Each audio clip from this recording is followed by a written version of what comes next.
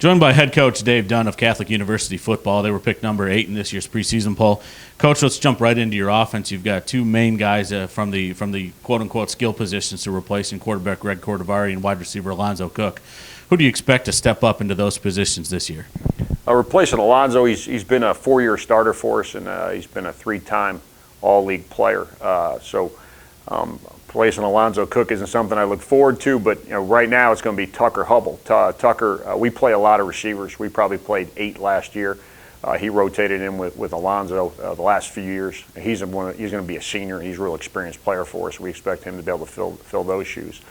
Replacing Greg Cordovari is not going to be easy. I've been pretty lucky. This is my 8th season, and we've really only played 2 quarterbacks since I've been the head coach at Catholic, Keith Ricca and then Greg Cordovari. Right now we have 2 rising sophomores that are battling out for that spot. E.J. Montgomery, who's from Maryland, and T.J. Tutoni.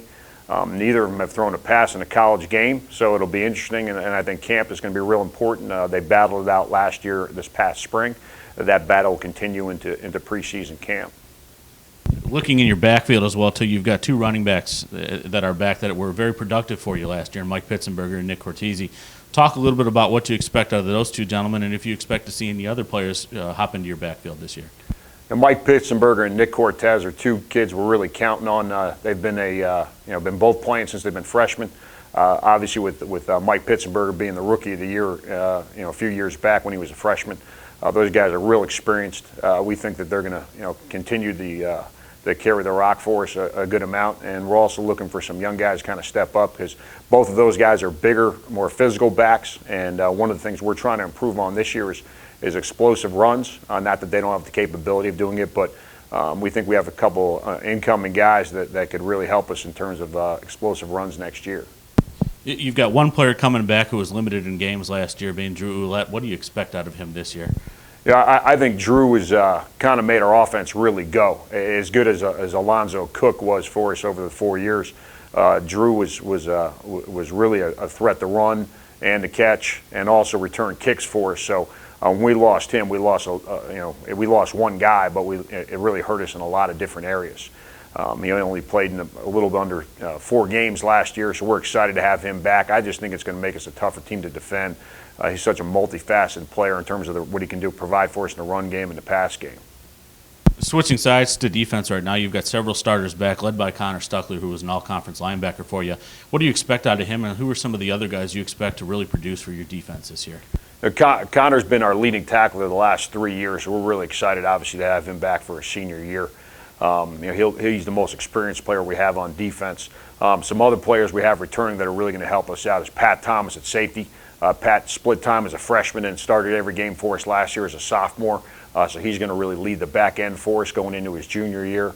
Richard Roach was started the last 4 or 5 games for us as a freshman cornerback, so we're looking for him to take the next step and have a great sophomore season. Mark Dianabal is one of our defensive ends, is returning. We lost a good amount of defensive linemen. He's the most experienced defensive lineman back coming off of last year's team. Also, Anthony Albanese. Anthony's missed all of last year with an ankle injury. He's probably our best pass rusher, so we're looking forward to getting him back for his senior year. What do you think it does for your team? We've talked about a couple guys that are coming back from injury. What do you think that does for your team as far as where you are in the poll right now about increasing those expectations? Because we see there's a lot of parity in the league. You look at the top 4 if you're going to use the poll results within 4 points of each other. But I tend to believe that anyone in the conference can go get anybody on any given day. What do you think having guys like that maybe not on anybody's current scouting report because they were hurt can help you in elevating your conference profile throughout the year?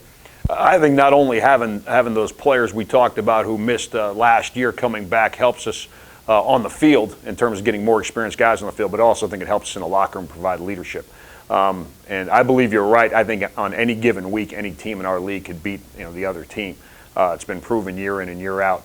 You look at the poll this year, it's as tightly contested. Not that it's ever not tightly contested in the ODAC since I've been here, but this will probably be one of the more interesting years in the league. I would not be surprised if a team that's ranked 5 or below in the preseason wins the league this year. Well, Coach, I want to thank you for joining us today, and good luck this year. Thank you.